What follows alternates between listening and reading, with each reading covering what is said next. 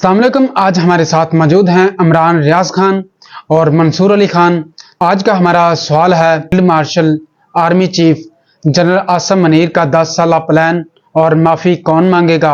इसी हवाले से सबसे पहले जानते हैं इमरान रियाज से कि उनका क्या कहना है। जी, आर्मी चीफ से एक मुलाकात की सुहेल वड़ाइच ने। सुहेल वड़ाइच पाकिस्तान के एक पुराने जर्नलिस्ट हैं और ये इनको मैंने देखा भी था जब ब्रसल्स में आर्मी चीफ मौजूद थे, तो उस तकरीब में इन्हें ख़ास तौर पे बुलाया गया था और उस तकरीब के बाद इनकी कोई मुलाकात हुई है आर्मी चीफ से। उस मुलाकात के हवाले से इन्होंने कुछ तफसीलात जारी की हैं। 5 चीज़ें उसमें बहुत इंपॉर्टेंट हैं, वो पाँचों चीज़ें मैं आपके सामने रखता हूँ। आर्मी चीफ का माइंड मुकम्मल तौर पे डिस्क्लोज़ हो गया है, यानी वो फ्यूचर में क्या करेंगे, उनके दिमाग में क्या चल रहा है और मौजूदा field marshal army chief Pakistan को कहाँ ले जाना चाहते हैं और यानी वो जाने का उनका इरादा है भी या नहीं, ये सारी चीज़ें मैं आपके सामने रख देता हूँ। एक तो ये क्लियर बात है कि जो सुहेल वड़ाइच ने लिखा वो एस्टेब्लिशमेंट की आर्मी चीफ की इजाज़त के बगैर तो लिख नहीं सकते। यानी अगर कुछ ऑफ द रिकॉर्ड बातें होंगी तो वो सुहेल वड़ाइच साहब आर्मी चीफ के रिटायर होने के बाद बताएंगे, अगर ज़िंदगी रही तो आर्मी चीफ के रिटायर होने के बाद बताएंगे, उससे पहले वो नहीं बताएंगे। जब तक आर्मी चीफ मौजूद है तब तक वो वही लिखेंगे जो आर्मी चीफ की इजाज़त से है।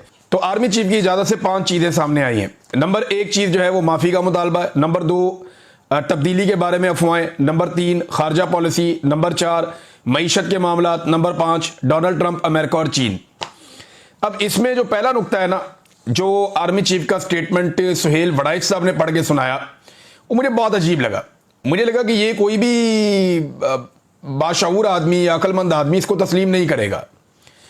यानी सियासी हवाले से एक सवाल किया सुहेल वड़ाइच ने।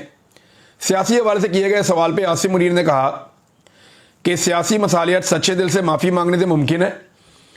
इस हवाले से उन्होंने स्टेज पर कुरान पाक की आदम की तख्लीक और शैतान के किरदार के हवाले से आयात का मतन और तर्जमा बताया, जिससे वादे होता था कि शुरू में फरिश्तों को आदम से मसला था, मगर खुदा ने आदम को तख्लीक किया तो सवाए शैतान के, इबलीस के, सब फरिश्तों ने इंसान को खुदा का हुक्म और करिश्मा समझकर कबूल कर लिया।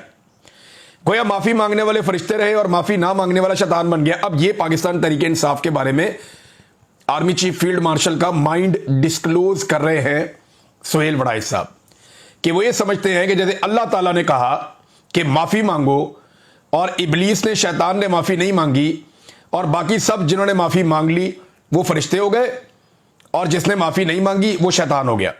और इस पर उन्होंने कुरान पाक का हवाला दिया आर्मी चीफ ने। अब सवाल यह है कि क्या सारा कुरान पाक इमरान खान और पाकिस्तान तरीके इंसाफ के खिलाफ उतरा है?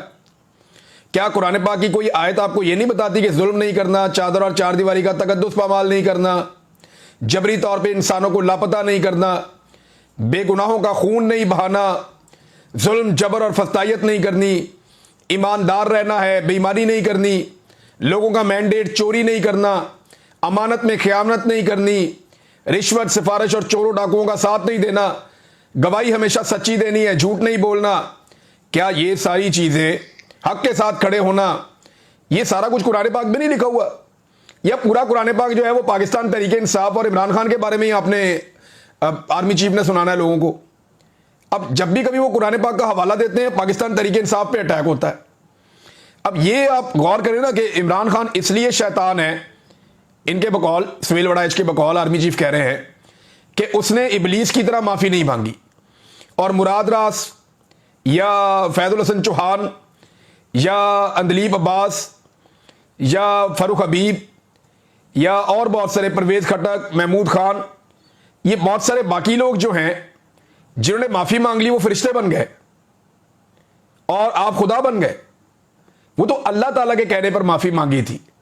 इस तरह तो हज़रत इमाम हुसैन रज़ी अल्लाह तआला के सामने भी रास्ता रखा गया कि माफ़ी मांगो, या सर नीचे झुकाओ, या तस्लीम करो, या पीछे हटो। तो उन्होंने कहा नहीं, सवाल ही पैदा नहीं होता, मैं यहाँ कंप्रोमाइज़ नहीं करूँगा। वो खड़े हो गए। तो दूसरी तरफ से ये मिसाल दी जा सकती है। तो यहाँ इस्लाम को, मज़हब को, दीन को इसके बीच में यूं लेकर आना ये नामुनासिब है। इस वक्त ताकत आपके पास है, आप जो चाहे कर सकते हैं, लेकिन कुरान पाक को बीच में लाकर यह कहना कि एक सियासी जमात और उसके पैरोकार जो माफ़ी नहीं मांग रहे वो शैतान है। अब मैं अगर कुछ सवालात पूछूं कि एक, चलें ये मान लें थोड़ी देर के लिए کہ پاکستان تحریک انصاف کے لوگوں نے غصے میں آ کر جب عمران خان صاحب کو غیر قانونی طور پہ گرفتار کر کے گھسیٹا گیا اور مارا گیا تو تحریک انصاف کے لوگوں نے غصے میں آ کر کچھ فوجی مقامات کے اوپر اٹیک کر دیا, کچھ پتلے توڑ دیے, کچھ جگہ پہ آگ لگا دی, کوئی توڑ پھوڑ کر دی, کچھ شیشے توڑ دیے, کوئی مور چوری کر کے لے گیا, کوئی اس طرح کی حرکتیں کی انہوں نے. تو اس پہ تو آپ کہہ رہے ہیں انہیں معافی مانگنی پڑے گی ورنہ وہ شیطان بن جائیں گے, کیونکہ خدا کے کہنے پہ شیطان نے معافی نہیں مانگی تھی. لیکن کیا کسی ڈکٹیٹر نے آج تک معافی مانگی ہے اس ملک میں مارشل لا لگانے پر؟ کیا وہ فرشتے ہیں ابھی بھی؟ سوال یہ ہے کہ منشیات سے لے کر کلاشن کوف تک اور کلاشن کوف سے لے کر خود کچھ بمبار تک ملک میں کون لے کر آیا؟ یہی ڈکٹیٹرز لے کر آئے. کیا کسی ایک ڈکٹیٹر نے جو ملٹری ڈکٹیٹر ہے اس نے معافی مانگی آج تک؟ آدھا ملک توڑ دیا, اس کی معافی مانگی آج تک؟ بدترین سرنڈر پاکستان کی نہیں دنیا کی تاریخ میں کیا, 90,000 قیدی بنا دیے, اس کی معافی مانگی آج تک کسی نے؟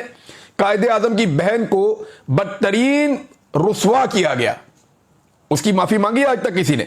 ملک کو غیروں کے ہاتھوں جو ہے وہ یرغمال بنا لیا گیا, کسی نے معافی نہیں مانگی. اور غیروں کی جنگ میں پاکستان کو دھکیل دیا گیا, کسی نے معافی نہیں مانگی. ڈالروں کی خاطر اپنے بیٹے اور بیٹیوں کو پکڑ کر امریکہ کے حوالے کیا گیا, اس پر کسی نے معافی مانگی؟ پاکستان میں حکومتیں بنائی اپنی مرضی سے اور حکومتیں گرائی اپنی مرضی سے, اس پر کسی نے معافی مانگی؟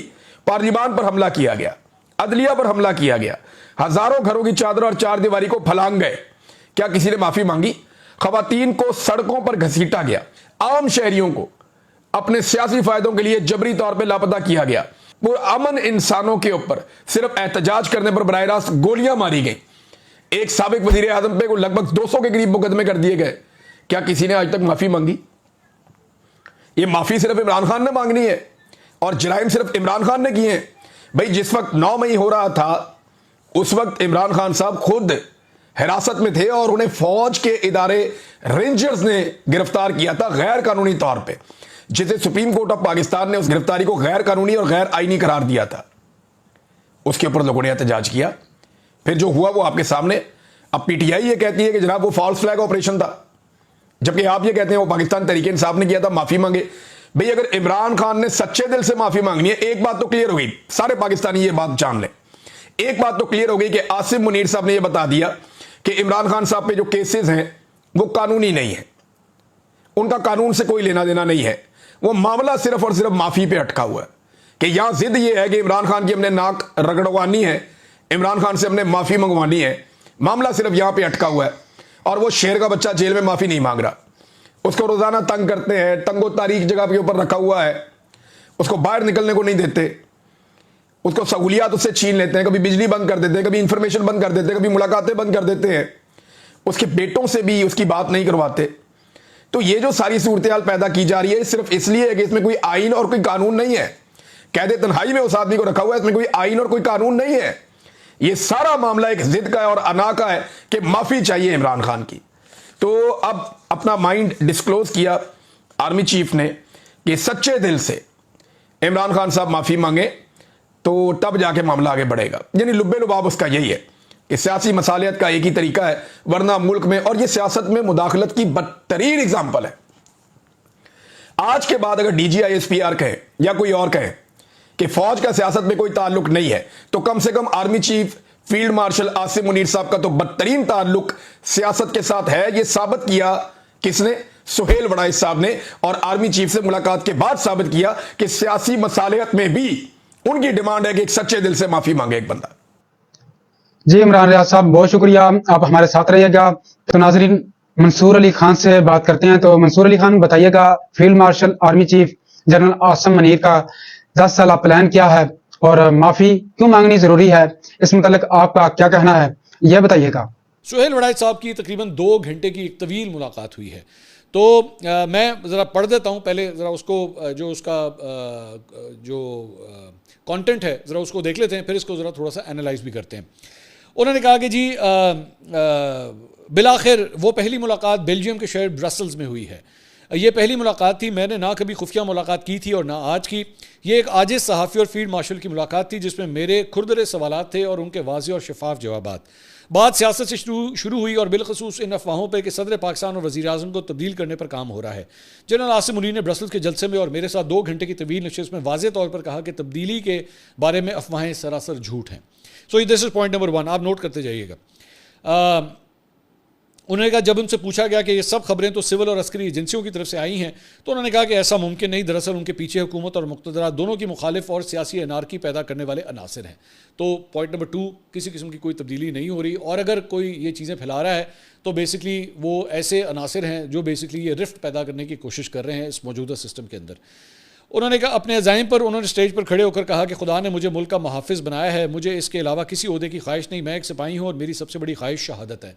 इसका मतलब है कि जो आपको याद होगा कि हमने सुहेल बड़ाई साहब से एक्चुअली ये सवाल उस वक्त किया था पॉडकास्ट में. मैंने उनसे कहा था कि जी ये खबरें आ रही हैं कि उनको सदर का ओहदा चाहिए या वो जाना चाहते हैं, कोई इसमें किस हद तक सच्चाई है. तो उस वक्त उन्होंने, सुहेल बड़ाई साहब ने उस वक्त ये बात की थी कि जनाब ये कुछ लोग, कुछ अनासिर जो हैं उनको सजेशंस देते हैं, नसीहत करते हैं, मशवरा देते हैं, लेकिन ऐसी कोई चीज़ जो है फ़िलहाल नहीं है. और now it has been validated कि उन्होंने खुद कह दिया कि वो ऐसी किसी चीज़ में जो है इंटरेस्टेड नहीं है, वो एक सिपाही है और वो सिपाही के तौर पर जो है अपना टर्म जो है वो कंप्लीट करना चाहते हैं. जनरल आसिम मुनीर बार बार सियासी हुकूमत के तदब्बर और बिलखुसूस वज़ीर आज़म शहबाज शरीफ के 18 घंटे पर खुलूस से काम करने के सराहते रहे. उन्होंने कहा कि जंग के दौरान वज़ीर आज़म और काबीना ने जिस अज़म और हौसले का मुज़ाहरा किया उसकी तारीफ़ की जानी चाहिए. मेरे ख्याल में इससे बड़ा और क्या सर्टिफिकेट होगा कि इज़ एब्सोल्युटली सेटिस्फाइड कि जो मौजूदा सिस्टम चल रहा है वो बिल्कुल ठीक है, and is absolutely happy with that. मैं इससे पहले, अभी मेरे ख्याल में शायद 2 दिन पहले की बात है, मैंने पता नहीं क्या कोई रेफरेंस था, मुझे खबर याद नहीं आ रही, जिसमें कहा गया था कि जनाब इस्टेब्लिशमेंट जो है वो बड़े प्रेशर में है. तो मैंने उसी वक्त बात की थी कि जनाब मुझे तो फ़िलहाल किसी किस्म का कोई रिफ्ट जो है मुझे नज़र नहीं आ रहा, और मुझे तो सब कुछ फ़िलहाल ठीक ही लग रहा है, मुझे तो कोई प्रॉब्लमेटिक सिचुएशन जो है वो नज़र नहीं आ रही. सियासी हवाले से किए गए सवाल पर उन्होंने कहा कि सियासी मसालियत सच्चे दिल से माफ़ी मांगने से मुमकिन है. अब नाउ ये कहानी जो है ना अब जा रही है अडियाला की तरफ. ये सड़क जो है ना, अब ये जो गुफ्तगू हो रही है ये अडियाला की तरफ मेरे ख्याल में जा रही है. उन्होंने कहा, इस हवाले से उन्होंने स्टेज पर कुरान पाक की आदम की तख्लीक और शैतान के किरदार के हवाले से आयात का मतन और तर्जुमा सुनाया, जिससे वाज़ेह होता है कि शुरू में फ़रिश्तों को आदम से मसला था, मगर खुदा ने आदम को तख्लीक किया तो सवाए इबलीस के सब फ़रिश्तों ने इंसान को खुदा का हुक्म और करिश्मा समझ कर कबूल कर लिया. गोया माफ़ी मांगने वाले फ़रिश्ते रहे और माफ़ी ना मांगने वाला शैतान बन गया. अब माफ़ी कौन नहीं मांग रहा और किसको शैतान से तशबीह दी गई है, ये मेरे ख्याल में आप खुद ही इसको डिकोड कर लें. मैं कहूँगा तो कुछ लोग नाराज़ हो जाएंगे. मेरी जो अक्ल है वो तो मुझे यही बता रही है कि जनाब इसका इशारा भी अडियाला की तरफ ही है कि जो माफ़ी नहीं मांगता वो शैतान उसको कंसिडर किया जा रहा है. तो और जो माफ़ी मांग लेता है मामला तो उसी के लिए जो है रिजॉल्व होते हैं. तो मेरे ख्याल में आज से, मुझे नहीं याद अब एग्जैक्ट टाइम, शायद 1.5-2 साल पहले की बात है कि DGISPR की जानिब से जो प्रेस कॉन्फ्रेंस की गई थी उसके अंदर सबसे पहले बात की गई थी कि माफ़ी मांगनी पड़ेगी. तो माफ़ी जब तक नहीं मांगी जाएगी मामला जो हैं वो इसी तरफ रहेंगे. अब मैंने जो इस चीज़ को एनालाइज़ किया है, माफ़ी मेरे ख्याल में ज़रूरी तो नहीं है कि अगर इमरान खान साहब ने माफ़ी मांगनी है तो वो जनरल आसिम मुनीर से माफ़ी मांगे, और sorry field marshal Asim Munir से माफ़ी मांगे या फ़ौज से माफ़ी मांगे, वो खुदा से माफ़ी मांग ले. वो मेरे ख्याल में इस तरह भी बात को कर सकते हैं. मेरे वैसे एक ज़हन में एक थॉट प्रोसेस है कि वो इस तरह भी कह सकते हैं कि जी 9 मई को जिन जिन अफराद ने, बड़ा आसान तरीका है, 9 मई को जिन जिन अफराद ने दहशत फैलाई, जिन जिन अफराद ने तोड़ फोड़ की, जिन जिन अफराद ने जो है वो इंतहा पसंदी दिखाई, शर पसंदी फैलाई, मैं अल्लाह ताला की दरगाह में जो है उनके लिए माफ़ी का मुतालबा करता हूँ. इस तरह कर लें, बड़ा आसान तरीका है ना. ये उनके बिहाफ के ऊपर माफ़ी मांग लें अगर ख़ुद नहीं माफ़ी मांगनी तो. अब लेकिन बंदा कह तो सकता है ना कि भाईजान उन्होंने माफ़ी मांगी और उन लोगों के लिए माफ़ी मांगी, तो उसके लिए तो कोई, हम तो आम तौर पे जो है लोगों के लिए दुआ करते हैं ना, हम उनके लिए कहते हैं कि अल्लाह ताला जो इस दुनिया से बंदा चला जाता है तो हम अक्सर कहते हैं अल्लाह ताला इसके तमाम गुनाह माफ़ फरमा. तो हम बेसिकली अल्लाह ताला से उस शख्स के लिए दुआ मांग रहे होते हैं. हम कहते हैं कि यार अल्लाह ताला उसके गुनाह माफ़ फरमा. तो मेरे ख्याल में इसका मिडिल वे ये भी मिल सकता है. अगर कोई ईगो, पॉलिटिकल ईगो का चक्कर है या कोई और बात है तो बंदा ये भी कह सकता है कि जनाब जिन जिन अफराद ने उस दिन सारा कुछ किया उनके लिए माफ़ी के हम तलबगार हैं कि अल्लाह ताला उनको हिदायत करे, उनको राह रास्त के ऊपर लेकर आए, मामला रिजॉल्व हों. इसी तरह भाई मैं तो फ्रेंकली स्पीकिंग मेरी तो सिर्फ यही ख्वाहिश है कि मामला रिजॉल्व होने चाहिए. ये मुल्क सिर्फ तभी तरक्की करेगा जब इस मुल्क के अंदर तमाम ये पोलराइजेशन ख़त्म होगी, सब मिलजुल के इस मुल्क को आगे लेके चलेंगे. आगे लिखते हैं कि मौशी बहरान के हल के हवाले से उनके पास पूरा रोड मैप था जिसमें 5 और 10 साल के अंदर पाकिस्तान को दुनिया के तरक्की याफ्ता ममालिक की सफ़ में खड़ा करने की मनसूबाबंदी थी. यानी कि इसका मतलब है यहाँ पर भी कोई 5 या 10 साल प्लान मौजूद है. अब इससे पहले इमरान खान साहब के दौर में भी ना बात 10-10 साल की होती थी. तो यहाँ से भी इस कॉलम से कम मैं एक ये मतलब आइडिया निकाल रहा हूँ कि यहाँ पे भी एक 5 से 10 साल का प्लान है कि ये सिस्टम जो है ना इसको इसी तरह ही चलना है और इस सिस्टम ने जो है वो माशी तौर पे चीज़ों को किस तरह आगे लेके जाना है. انہوں نے حساب کتاب لگا کر بتایا کہ اگلے سال سے ریکوڈک سے ہر سال $2 ارب کا خالص منافع ہوگا اور جو ہر سال بڑھتا جائے گا. اب ریکوڈک جو ہے وہ کون سا پروجیکٹ ہے؟ اس کے اندر سونے، تانبے اور اس قسم کے مختلف جو ہے وہ میٹیریلز ہیں جس سے ایکسپیکٹڈ ہے کہ پاکستان کو بہت زیادہ ریونیو آ سکتا ہے. انہوں نے بتایا کہ پاکستان کے پاس نایاب زمینی خزانہ ہے، اس خزانے سے پاکستان کا قرضہ بھی اتر جائے گا اور پاکستان کا شمار جلد ہی خوشحال ترین معاشروں میں ہونے لگے گا. بین الاقوامی حوالے سے انہوں نے کہا کہ پاکستان کو چین اور امریکہ کے درمیان توازن برقرار رکھنے کا طویل تجربہ ہے. ہم ایک دوست کے لیے دوسرے کو قربان نہیں کریں گے. سو بیسکلی میں نے آج سے چند دن پہلے یہ بات کی تھی کہ بیلنس بڑا مشکل ہے، امریکہ اور چین کے درمیان بیلنس رکھنا بہت مشکل ہے. And if Pakistan is able to do that, یہ ایک بڑا ٹاسک ہے اور بڑی اچیومنٹ ہوگی if we are able to do that. لیکن ایک بات طے ہے، یہ اس لائن سے کم از کم میں یہ اخذ کر رہا ہوں کہ امریکہ سے دوستی کا مطلب یہ نہیں ہے کہ چین کو ڈمپ کر دیا جائے گا. یہ بڑی امپورٹنٹ بات ہے.